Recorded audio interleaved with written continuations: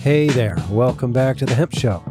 This is the third and final installment of the Global Hemp Fiber Summit box set. On this episode, we'll hear sides 5 and 6, which will conclude our special coverage of Raleigh 25. Hi there, my name is Eric Herlock, and it has been a lot of fun playing DJ here for you on this special box set. Why a special box set? Well, that's a good question. So the Global Hemp Fiber Summit was a special event, and so I think it deserves a special box set. It's that simple. The Global Hemp Fiber Summit was hosted by the National Industrial Hemp Council of America in conjunction with the Wilson College of Textiles at NC State in Raleigh, North Carolina, July 15th through the 17th, 2025. This box set is my collection of one-on-one interviews with some of the people who were in attendance at the summit. These are the people who Ken Elliott from I&D Hemp would call the movers and the shakers. And while I couldn't talk to everyone, I was lucky enough to interview 40 people whose stories woven together here provide a snapshot of the hemp fiber textile industry in 2025. Before we get started, I just want you to know that this episode is made possible with support from King's Agri-Seeds from right here in Lancaster County, Pennsylvania. For hemp, for cover crops, and forage, for all your seed needs, King's has got you covered. Check them out at kingsagriseeds.com. All right, in just a moment, I will drop the needle on side 5, and we will hear from Robert Jungman, Joe Hickey, Gabriella Fioravante, Eric Singular, Heidi Barr, Sandra Marquardt, and Aaron Baldwin. All right, you ready? Here we go.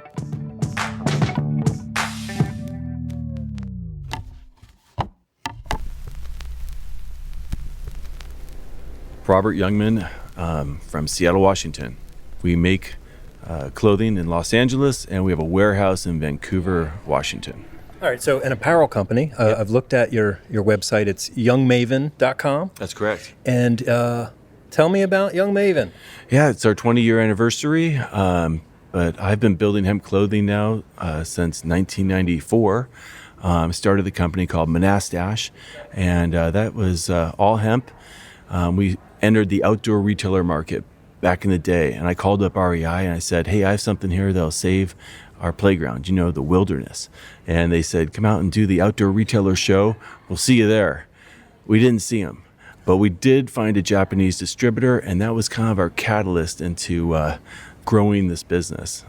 Yeah. I like how you said you were building with hemp.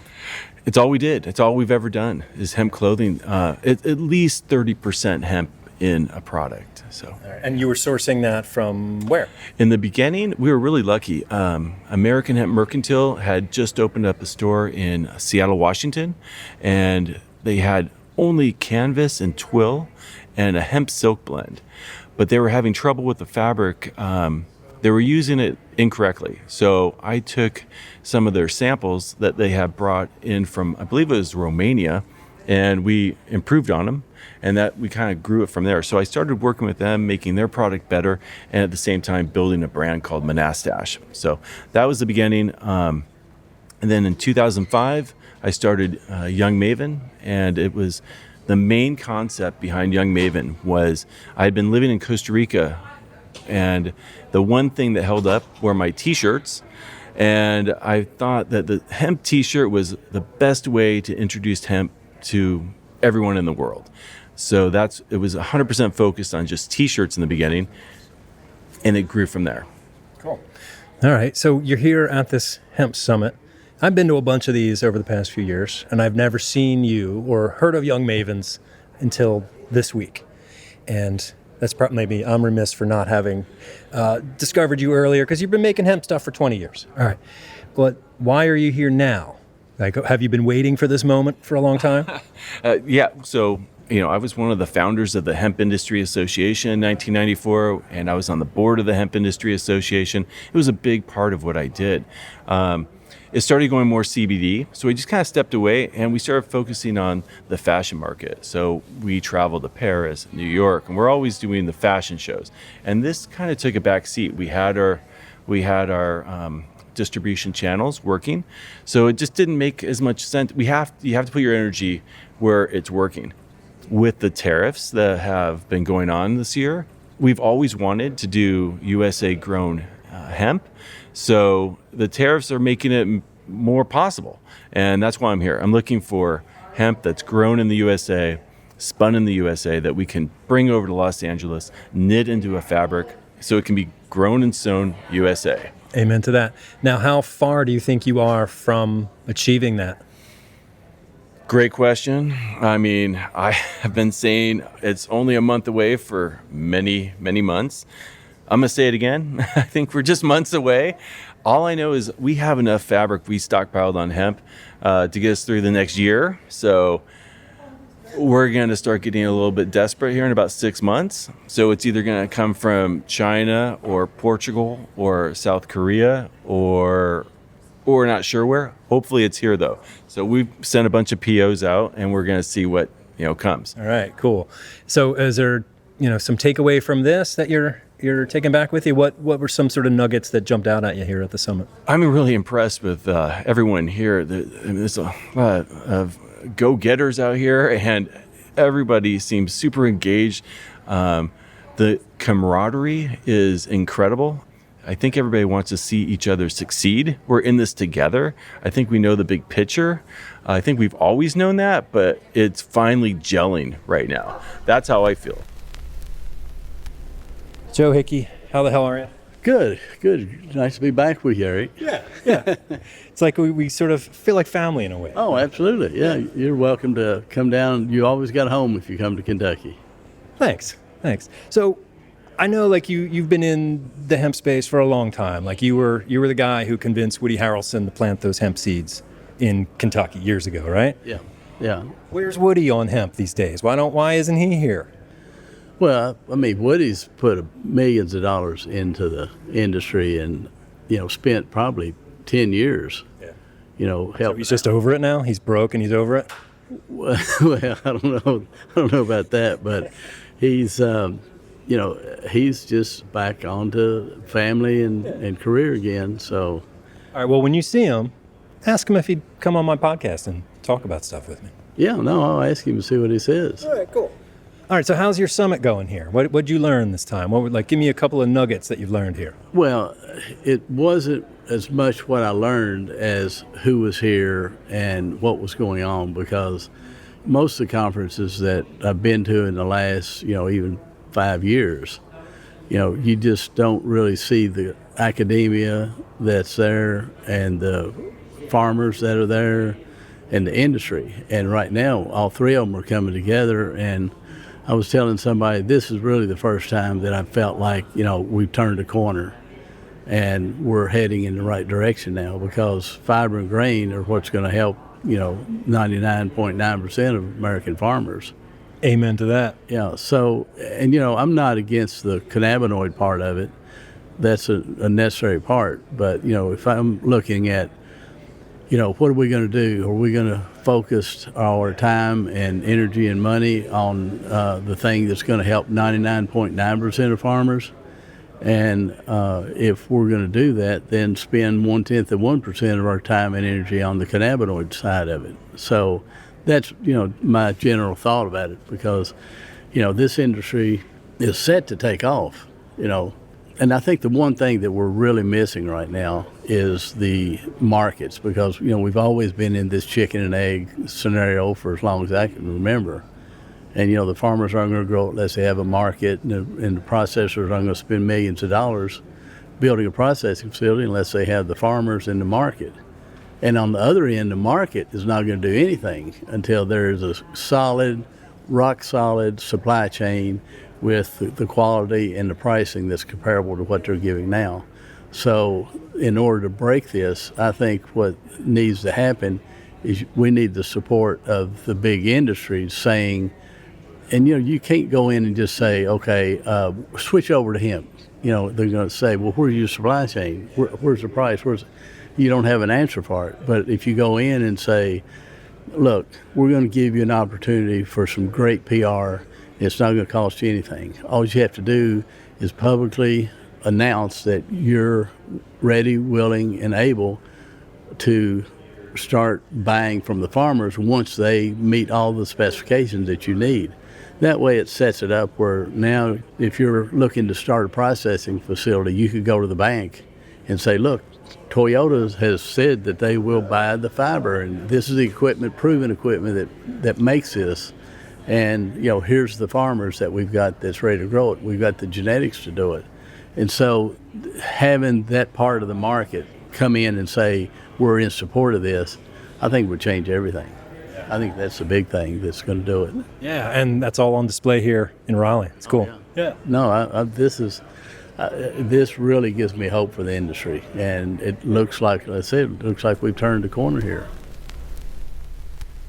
My name is Gabby Fioravanti, and I am a research instructor at Thomas Jefferson University. And you have been working with Dr. Ron Kander for many years, and I know he's sort of a fan favorite on this show. He's recently retired. So tell me how that sort of changes things for you and what's in store for you now. Sure. For people who may not know, I am Ron's project manager for the research group. So even though he's stepping down from his dean position in the school, he will still be the PI of our research group. So we are planning to still operate for the foreseeable future, and we still have all of our students. So business as usual. All right, cool. So you gave an excellent presentation here today at the Global Fiber Hemp Summit. Can you give us sort of just a handful of your points that you were making? Sure. I gave a talk surrounding our collaborative efforts with different companies within Pennsylvania, primarily focusing on fiber testing and trying to discern how agronomic factors influence fiber quality. And then I also highlighted the fiber testing suite that we have on our campus. And then I went into some of our student projects that surround a closed-loop water retting system and supercritical CO2 extraction for fiber degumming. Yeah, that was fascinating, that supercritical CO2 extraction. Can you explain that? Like, just give us the 5-cent tour there. Sure. So a supercritical fluid is a state of matter between a gas and a liquid. So it's a little denser than a gas, but it's less dense than a liquid. And CO2, when it is in a supercritical state, can be a very tunable solvent. So the idea is that you could submerge pretty much anything, but a common example would be in dry cleaning a shirt in supercritical CO2, and depending on the temperature and pressure, it would dissolve off any impurities, and then you contain that supercritical CO2 and you release the pressure and all the gas evaporates, and then you're just left with whatever you extracted out. So in terms of fiber degumming, we are hoping to stick a fiber in there and extract off the lignin and the pectin, and separate those out as co-products, and then be left with a degummed fiber. Eric Singular, hello, from INSert. Is that what your badge says? Insert? Insert, yeah. All right. Well, we spoke recently about the hemp standard. That's been well received here. Yeah, I think it's been really well received. I mean, it's been a wonderful event, and I've been really honored and impressed by how much recognition we've got through some of the speakers that have gone up there and mentioned this as a new certification option for farms and fiber processors, and then the downstream textile manufacturers. Cool. All right. And you've sort of joined the project somewhat recently, the past year or two? Yeah, it's something I've been working on. Initially, I was engaged because I had been in this industrial hemp space for a number of years, and they just wanted to pick my brain on kind of, okay, we want to build a certification program for the industrial hemp supply chain.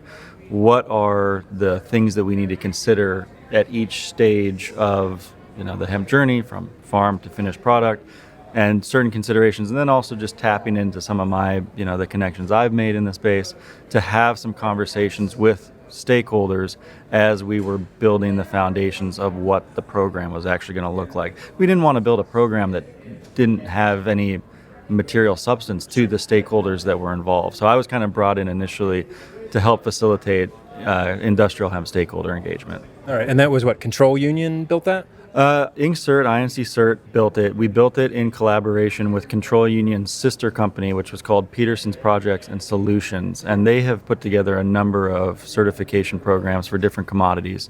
They've done it on behalf of Pepsi for different ingredients that they use. They've done it on behalf of the...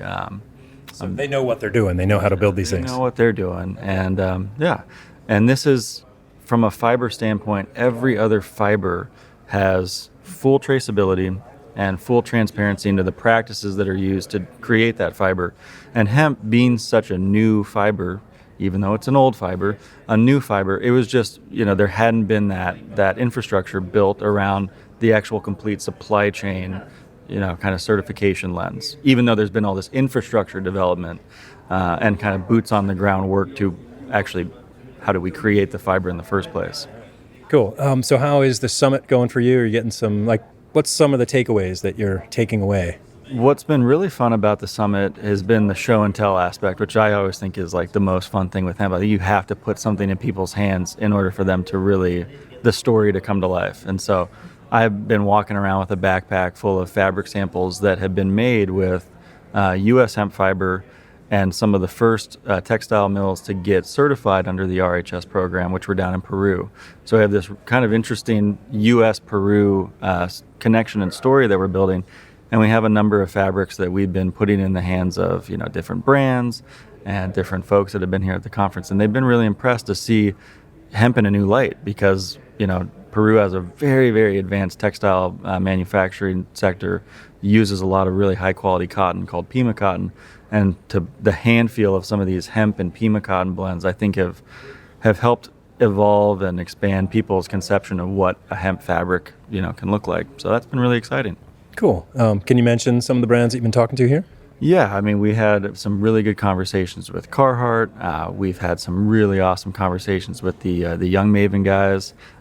Those guys are such pioneers in this space, and it would be what we're hoping for is to see the RHS logo and story start to come through some of their products here probably the next couple of years. And I think that would kind of be the completion of a cycle that started with, finding fiber suppliers that had the quality of fiber that could really go into textile manufacturing and yarn spinning to pull all the way through to a collection of garments, put out through a big established brand that's carrying that RHS logo and, of course, the RHS story and that story of certification. So that's really exciting and takes a long time, but I think those seeds have been majorly planted and nurtured, here at this event. All right. And RHS is the Responsible Hemp Standard. Responsible Hemp Standard. Heidi Barr, how are you? I'm good, thank you. You and I were just standing in a flax field about a month ago. Yes, we were, and we'll be harvesting that flax field any day now. The crazy thing is that flax field, I used to live right there. I used to live in that house. So it's so great to see all of that flax near that house. So thank you for doing that. You and Emma, I feel like a debt to you for some reason. I don't know why, like a future debt, I don't know, but I'm really happy for what you're doing. Oh, thank you. It has absolutely been our pleasure to do it. It's been such an amazing journey. Yeah. Yeah, so you made an amazing journey here to North Carolina, and you're at this Global Hemp Fiber Summit. There's a lot of crossover between hemp and flax. How is it for you? What are you getting out of this?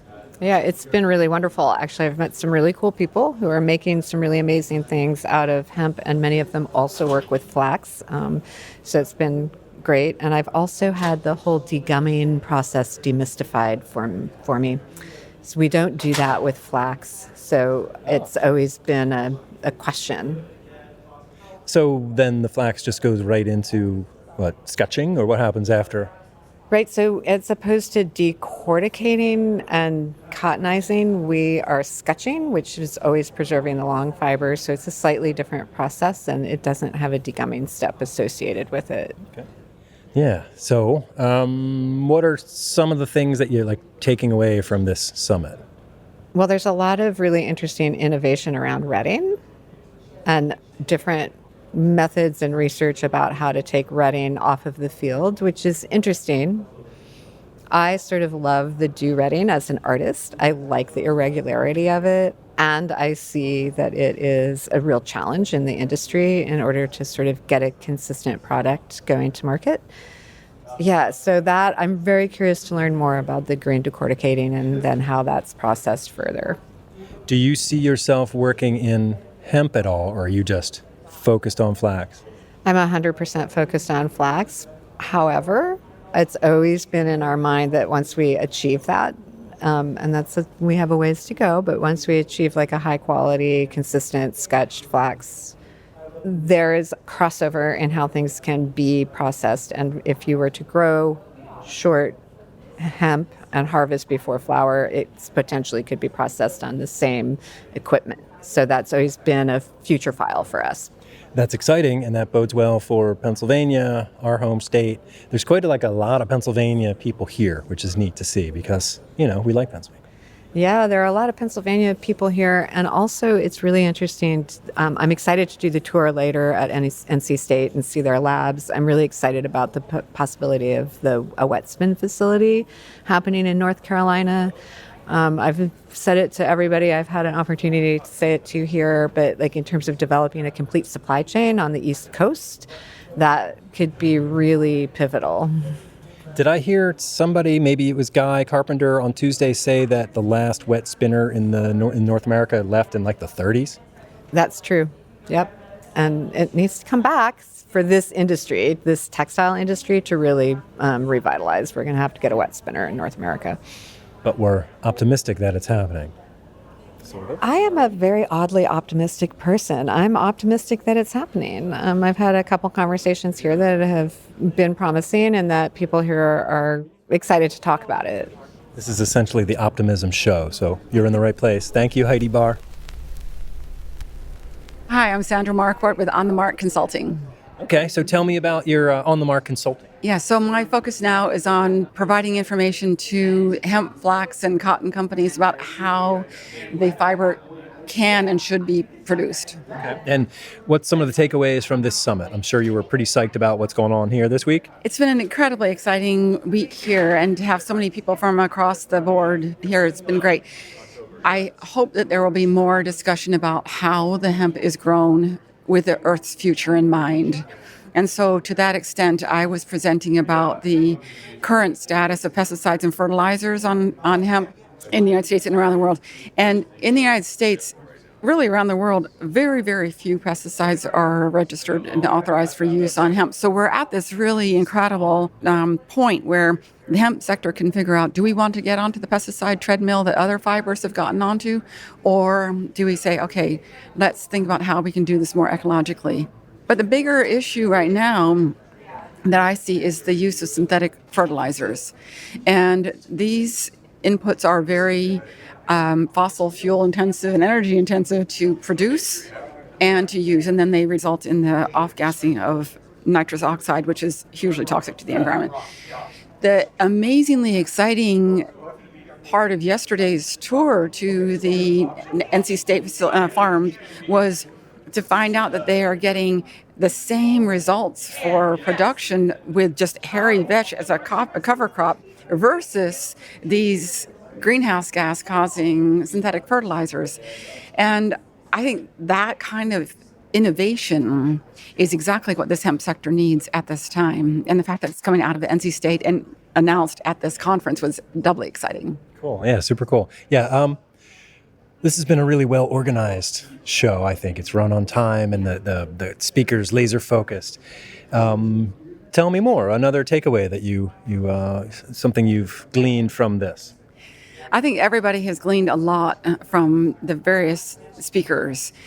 What I'm hoping that we'll still get to is, where are we going? What's the path that the industry wants to take? It's one thing to talk, but it's another thing to walk. And so I'm really hoping that with a few more hours to go, that we're going to say, okay, where does the industry want to go? What are the kinds of standards we want to look for? How sustainable do we want to be? These are really, really critical questions. My name's Aaron Baldwin, South Bend Industrial Hemp, co-owner along with my brother Richard and my wife Melissa. All right, and tell me where you're located. I mean, I've been to your farm. It's in Kansas, but dial us in a little bit. Okay, so you can take a pin literally and stick it right in the middle of Kansas, and that's where we're at, Great Bend, Kansas, Barton County, just right in the middle of the Midwest and along the Arkansas River, so yeah. And what I love about what I saw when I got there 4 years ago is that you were setting up decortication and you were setting up like regional supply chains. You were getting other neighboring farms in. Can you sort of bring me up to date? What's happening on the farm now? Yeah, so farming-wise and in the agricultural world, we've had a lot of good success working with growers on our farm as well, and then with building relationships with other farmers throughout to help supply our processing facilities and other processing facilities in the Midwest. So, in 2018, our first grow on our farm, we started out with a 40-acre disaster, and this year to date, we've got about 500 acres in the ground on my farm, and then contracted and working with other growers to about 4,500 acres total. All right, so that 40-acre disaster you mentioned that first year, and now would you say 4,500 acres? We're just right around 4,500 acres, 4,500 acres total, from up in Nebraska, east and all across Kansas, down into Oklahoma, over into Colorado, and then just down into Texas Panhandle. All right, and you're processing all that? We're not processing all of it. A part of that comes to our processing facility, and then the rest of it is going down to Texas.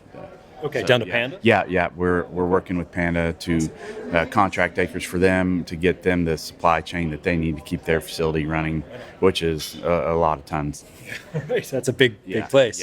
Yeah, you've been down there, you toured it? Yeah, we did. We've been working, kind of building a relationship with them for a little while. We really stuck to the advice of, kind of vetting a partner and things, and just, working with them. And it's just been a good relationship, good people, honest people, and we've really enjoyed that part of it. So we just, they're easy to work with, and they need the material. It's been really nice because we had so many farmers come to us as we built this deal, and having surplus of acres, we never really wanted to turn away a farmer that said, hey, I want to grow this, I want to try it. Well, no, we've got enough, you'll have to wait. We never wanted to do that because it just slows everything down. So this was a great opportunity to say, hey, anybody that wants to grow, if this works and this system works for you, let's get you in and let's get you going. So, yeah. All right, so from the 40 acres in 2019 to now, what are some of the learning curves, some of the pain points? There's been a few, maybe a couple, but the biggest thing we've seen is finding the right genetics, which we've got really good genetics, and we constantly are looking at new genetics, as we do on the regular farm. We do that every year with corn and soybeans. You're always looking at new varieties and new things, but we think we've really got that pinned down to some really, one really good variety. We grow the Yuma variety, and timing and just the process of putting the crop in the ground, the tweaks, before moisture, after moisture, and getting our nutrients dialed in. I mean, really just a little bit of everything. Farming? Yeah, farming. Really farming. Populations, densities, in your planting spacing and all that is just, every year you learn something new, and it's good or bad. Let's not do that again, but it's been really good. Yeah. Any changes to either your planting method, harvesting method, baling, anything like that? We've there's a couple reasons we made some changes. And early on, when acres were low, we really preached, hey, let's use what we got. Let's not put big expenses in unnecessarily for big fancy harvester, big fancy planter. When we started out, we were experimenting with planters and drills. And we've really just migrated with, and this has to do with seed costs and things. We've really just migrated to a drill, to it's a cheaper, easier. It's not really necessary to go in with a planter and wide rows. We want those narrow rows to cover things. So we've really kind of stuck with that, just migrated more to the drills. Harvesting is nothing's really changed for us. We've really just we experimented with swathers and things, and we've just really stuck with your sickle mower. And that being said, with the acres we have now, we can justify spending a little money on a better cutter, a newer cutter. And that being said, this year we brought in a KP4 cutter. Okay. So we'll be that actually is headed out to some of our growers next week not next week, this weekend when I get home. It'll be going out and going to our custom cutters, whether they rent it or use it, or we come in and help them with the harvest process. So it's changed in the aspect of better, more efficient equipment, but we're really kind of using the same equipment. So just that's a good plus, that we can speed harvest up, make it easier. Therefore, that makes baling, raking, all that, and then even then the decortication process more simple.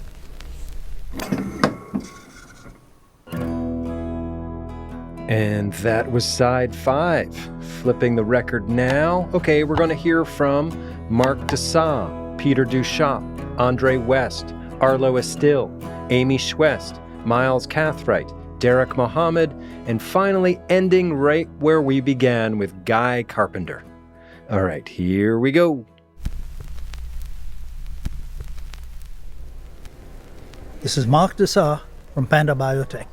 I'm the Senior Vice President for Business Development. Excellent. I spoke to Scott Evans, I guess, back in the early part of 2024, and a lot has happened down there in Wichita Falls. Can you kind of bring me up to speed? What's happening with Panda Biotech?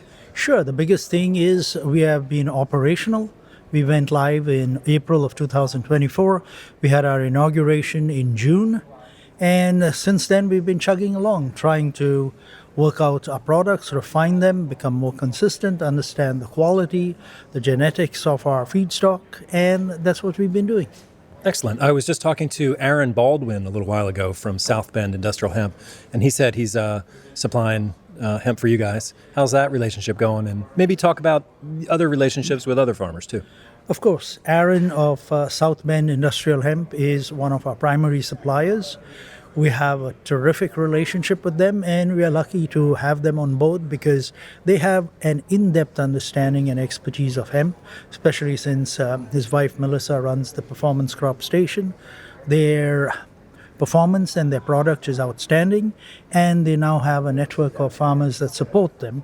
So we are happy to continue to buy and expand our volumes with them. Good. Can you talk about some of the farmers sort of closer to home there? I imagine you're working with farmers in Oklahoma and Texas too? Yeah, Texas is new for us this year, but Oklahoma and Kansas and southeast Colorado, those are our gathering areas, and it's been a learning experience, but with maturity and learning how to deal with the weather, understanding the genetics of the seeds we are working with. As we get more experience and have a better database, things are definitely getting better. And the farmers initially were skeptical. It was a learning process for them. Now most of them have gotten over the learning curve. And with the success they've been having, especially the zero financial risk, so their neighbors are also lining up to grow crop for us. Tell me the processing capacity of your facility. We've got 4 2.5-ton decortication lines, so it's 10 tons per hour. 10 tons per hour is 22,000 pounds per hour. If we run at full capacity, we should be able to process 150 million pounds of feedstock per year. What's it going to take to run at full capacity, and when is that going to happen? 25,000 acres with good yield. In order to get 25,000 acres, you got to plant more than that because you're also always going to have some crop failure, some flood, some too dry weather or whatever it is, right?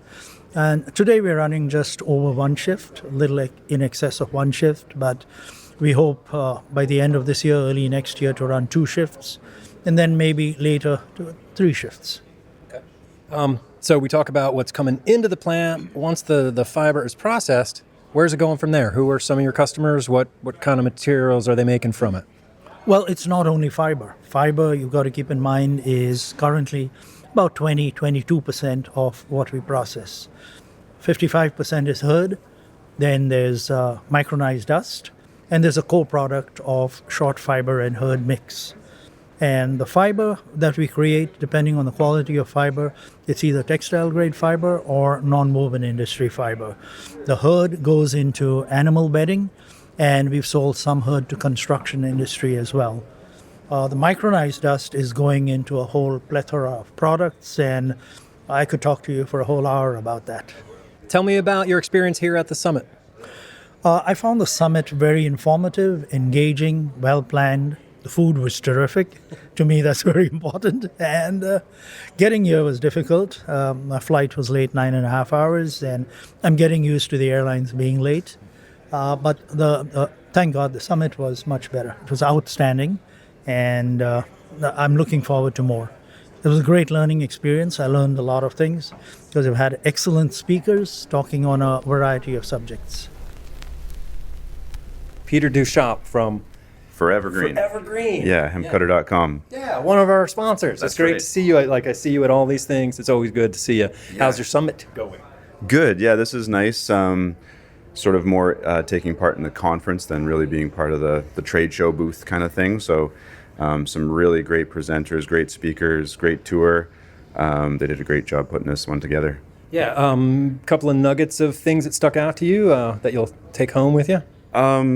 Nuggets, not so much. Just I'm really trying to get a better grasp of seeing the downstream sort of textile world a little bit more. For me, the big missing link is always specs and sort of standards a little bit, and just really trying to get an idea of what the demand is actually asking for, which I think is the big disconnect, right? So, yeah. How are sales in North America of the KP4 hemp cutter going? Good. I'm pretty excited. I think, we just have one that just got sent to South Bend, which is great. I know that Melissa and the team down there, Aaron and all of them are doing a great job. So it's nice to see this sort of being an addition to their tools. I'm quite confident now at this point. We're probably the most sold cutter in North America. Most used, or covering most acres, I would say. So pretty stoked about that. Yeah, well, we're stoked to have you as our sponsor on the podcast. So, yeah. Peter Dushop, thank you. It's great to see you. Travel safe back to Canada. Thanks, Eric. Hello, my name is Andre West. I'm a professor here at the Wilson College of Textiles. I'm also the director of the Zeiss Textile Extension, which is an extension unit of the Wilson College. We liaise with industry. That's our job. All right, what is sort of your concentration, your focus area? What do you teach? Oh, that's a big question. I'm sort of a master of nothing, but I know a lot about this industry because I've been in the textile industry pretty much 40 years. So whether it's knitting, weaving, dyeing and finishing, process management, the whole lot. But my specialty is in actually knitting. Okay. I actually owned a knitting company at one time with 3 or 4 stores and built an industry for myself, but stepped away from that a while back. Okay, but you came from industry into academia. Yes. Good. Yes, totally from industry to academia. Yeah. All right. Could you talk about the College of Textiles here, the Wilson College of Textiles, and just introduce this place for us. Yes, so Wilson College of Textiles in Raleigh, North Carolina. The one thing has been here for 125 years, which is a pretty long time, right? I knew about the College of Textiles when I was a student 40 odd years ago, and really wanted to come here. And it's an amazing place. We got about 80 professors in the whole thing, and about 1,500 students. We do both design of textiles and fashion, and then we have textile chemistry and science and textile engineering. So it's pretty much, if you wanted to understand what we do, it's from anywhere from the molecule to the marketing and everywhere in between. That's amazing. All right, so this seems like the perfect place for a hemp fiber summit. Can you talk about the opportunity around hemp for textiles?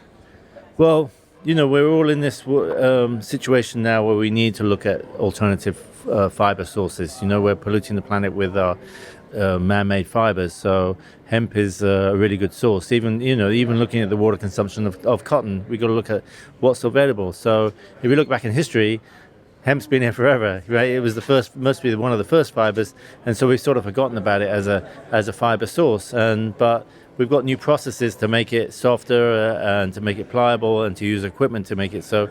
So round about 2018, when the Farm Bill came about, the college got interested about making it. So it's taken a while because you need both agriculture and textiles to make it forward. So over time, we've pushed it forward to bring in equipment to process hemp into textiles. All right.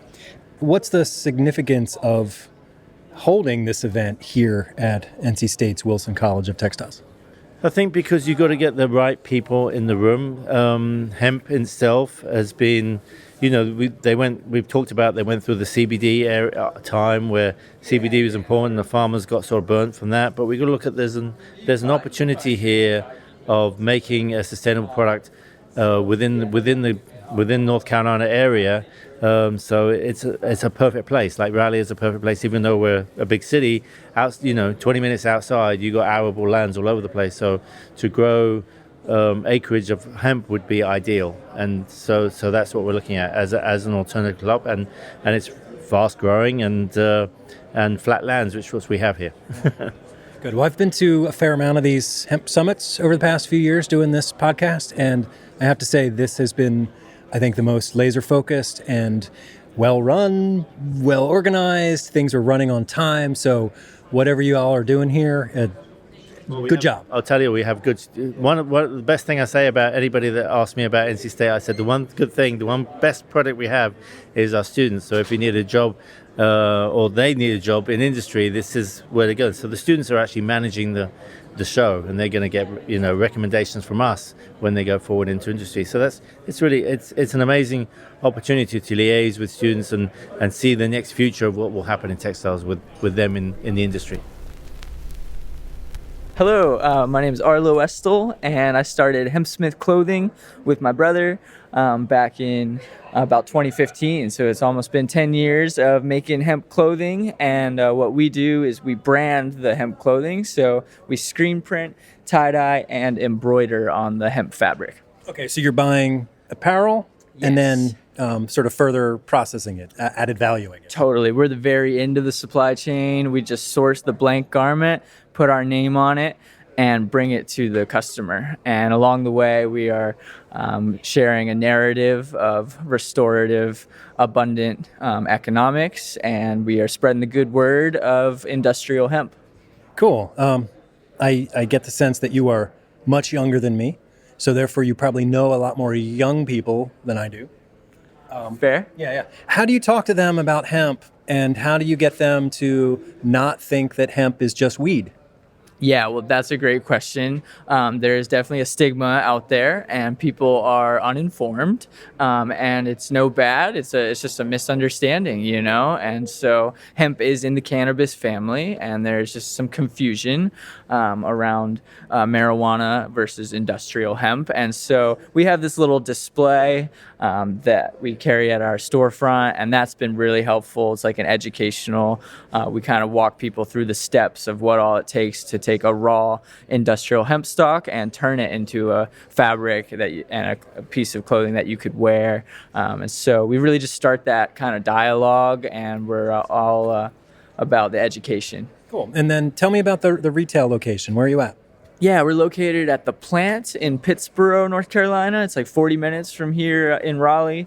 And we have a really small, tiny shop that's built into the old aluminum plant. And so it's a really cool project. It's been, the whole plant's been repurposed into a bit of a food and beverage campus. And that's where our little atelier is, which is where we do our tie-dyes and our prints by hand. Cool, okay. Is hemp-based dye a thing? I believe so. I think Eric Henry at TS Designs with Solid State Clothing has done some of that. You get I think different shades of kind of brown using hemp leaves. You can have any color you want as long as it's brown. Yeah. But I think that's kind of interesting. He's also done a bunch of natural dyes with marigolds and I think even hibiscus or some other kind of botanical dyes. Okay. As far as the summit goes, how has it been for you? What were some of the high points? Oh, yeah, it's been a great event. I've really learned a whole lot and really connected with some really interesting people. And so I'm just so grateful to have the opportunity to be out here this past few days. And I'm so glad to see that it's grown. I was here about 2 years ago for the roundtable. It seems like it's probably 3 or 4 times bigger. And so I'm really encouraged by the growth of this event. Okay, if people can't get down to Pittsboro, how do they find you? Great question. Check us out online at hempsmithclothing.com and follow us on Instagram or Facebook and sign up for our newsletter. Amy Schwest with Go Hemp from Poplarville, Mississippi. Yeah, tell me about Go Hemp. So we are a new operation and we are starting to farm hemp for industrial uses. Cool. And then how did you end up here in Raleigh? I have a long-time passion, multi-generational passion for textiles and fabrics. So I'm exploring all that hemp has to offer on the building side and fiber side as well. Cool. Project into the future. What's going to be going on in 5 years, either for you or the industry? I hope lots of things. I hope it becomes more streamlined and mainstream hemp, and that it's not so difficult for it to be explored. I hope that lots of speed bumps, big ones, that are in the way get out of the way. And that's going to be through a lot of education and advocacy for it. So. And how was this summit for you? This was excellent. Very excellent. I learned a lot and got to meet a lot of really great people. That's going to help me learn even more. Yeah. And then where can people learn more about your farm? Instagram and working on a website. Yeah. Say the name again. Go Hemp. I'm Miles Gathright. I'm the president of Boardworks Biocomposites. All right. Well, tell me what Boardworks Biocomposites is, please. Well, we make boards, 4x8 sheets out of sustainable and recycled inputs. Okay. Can you tell me a little bit about your process, or is it proprietary? It's proprietary, but it's very simple. It's basically mixing a binder with an input and then putting it in a press and basically thermocompression. Okay. Once it comes out, I just trim it and I have a 4x8 board. All right. What's the binder made from? That's proprietary. That's the proprietary. All right. Yeah. Cool. Where's your facility located? Edgewater, Florida. Oh, okay. Cool. And then where are you getting your source material from? Source material comes from all over, depending on what it is. The hemp came out of Canada. Okay. So you do more than just hemp boards. Okay. Yes, I do all sorts of agricultural waste inputs or purpose-grown agricultural stuff, machanthus, flax, bagasse, that kind of stuff. All right, cool. What did you think of this summit? That was really neat. A lot of good people. Yeah. A lot of good people, a lot of good networking. Really nice to meet everybody. Yeah, good. Put All faces with, names and stuff. Cool. All right, well, it's nice to meet you. And where can people learn more about your company? On my website, boardworks.com. Derek Muhammad, Bossville Farms. We're a hemp farm out of South Carolina, Low Country. Yeah, well, tell me about the farm. Absolutely. We started in 2020. Started growing CBD back in the day when CBD first came out. But I was lucky enough to get into the Clemson trials for industrial hemp. And we grew 7 varieties for them in 2021. And then it just kind of expanded into industry for us and opportunity.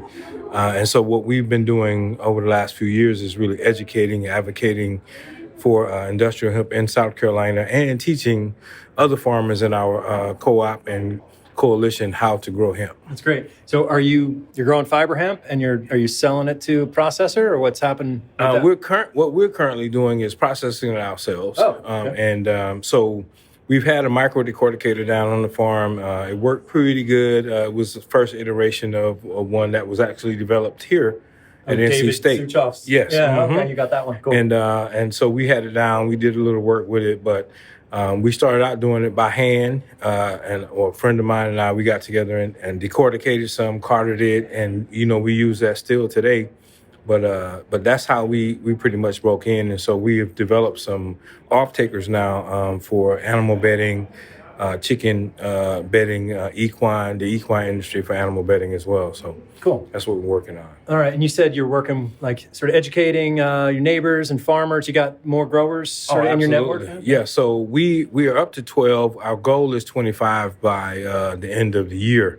What we're working on, though, and part of the being here at the conference is understanding some of the protocols that we need to help the farmers get their land up to speed, so to speak, get their soils ready to accept the seed, and so they can maximize their output at the end. Okay. Can you talk about some of your farming practices? How are you planting? How are you cutting it? How are you baling it? Yeah. So we're going cover crop. Low to no-till practices and working through that type of system. Mm-hmm. And we're working to get all of our farmers on a crop rotation where we come in with a cover crop right after the harvest in the fall and start preparing for the spring and continue to move like that. Yeah. Good. Okay. Now, the summit here, what were some of the things you're taking away from it? I came to the first summit here a couple years ago, and it's expanded so much. There's a lot more opportunities in the industry now than it was when we first started back, in 2021, 2022. And so, a lot of the takeaways from this summit is seeing some industry partners, seeing some of what we really, sometimes the work that we do locally, we kind of minimize it. but you realize that when you come to a conference like this, that what you're doing is actual research that contributes to the whole of pushing the industry forward. So we're very proud of that, and we've been able to document and do things like this with you, and we appreciate you documenting these types of things for us, because it helps us move the industry forward as a whole. Yeah, cool. Yeah. The hemp that's growing now, how does it look, and when are you going to harvest it? It looks pretty good. We got in the ground a little late. We've had a lot of rain here over the last couple months. Yeah, and so it's coming along. I think we're going to harvest sometime in the September, October timeframe. We have a planting party in the spring and a harvest party in the fall, and we've been able to kind of move that around to the various farms to highlight the farmers in our co-op that are growing and who have done well. And so we'll have a harvest party this fall, sometime end of September, October timeframe, and look to continue that education and show people how it's harvested and what we can do to kind of move hemp forward, and how hemp is one of the God plant is what I call it. Well, Guy Carpenter, it's the end of it now. How you doing? Thank God. Yeah, it's been a great and crazy 3 days. I mean, there's been so much information, 33 different presenters on every aspect of hemp stalk and fiber and the different uses for it that we've achieved so far and that we're continuing to innovate in so far. So what were some of the highlights for you?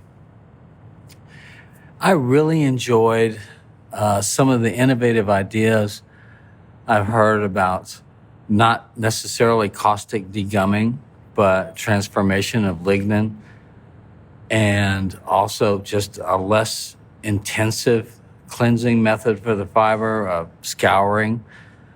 And of course, it was fantastic to see Biofill, David and Marcel's operation in Lumberton, North Carolina. That's incredible. It's so good looking. Can't wait for it to be in process operation. And of course, the roundtables were fantastic, and the summary of those speakers, of everybody that was here having a chance to contribute to the discussion, and the tours of the Zeiss Textile Labs and the Nonwovens Institute here at North Carolina State University. Cool. All right. And you're working with NIHC. They sort of put you in charge of this whole thing, right? Yeah, this is a gig I got from NIHC to help organize this with the rest of a bunch of great people from North Carolina State University and staff from the National Industrial Hemp Council. And we got the chance to even plan out tentatively another summit for next year in New York City at the Fashion Institute of Technology. Hopefully that'll work out. Cool. I hope so too. All right. Well, thanks to you, Guy, and thanks to NIHC and to NC State. This has been, in my opinion, the best hemp summit I've ever attended. Well organized, laser focused. It ran on time. Yeah, good group of great people. And wouldn't be worth doing it without you here. Oh, shucks. Thanks, Guy. All right, we'll see you on the next one. Thanks, Lifesaver.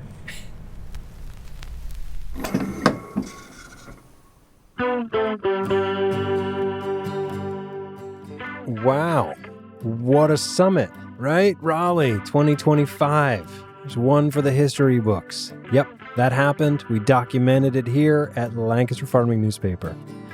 So anyway, thank you for going on this journey with me, and thank you to the NIHC for making this journey possible for everybody, especially my airfare. So thank you. Go to nihcoa.com to learn more about what being a member of the NIHC can do for you.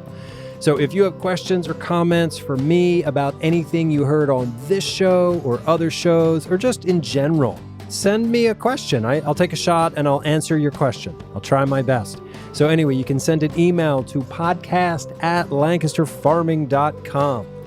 My name is Eric Harlock. I am the senior digital editor at Lancaster Farming Newspaper, the greatest agricultural newspaper in the world. Check us out online at lancasterfarming.com.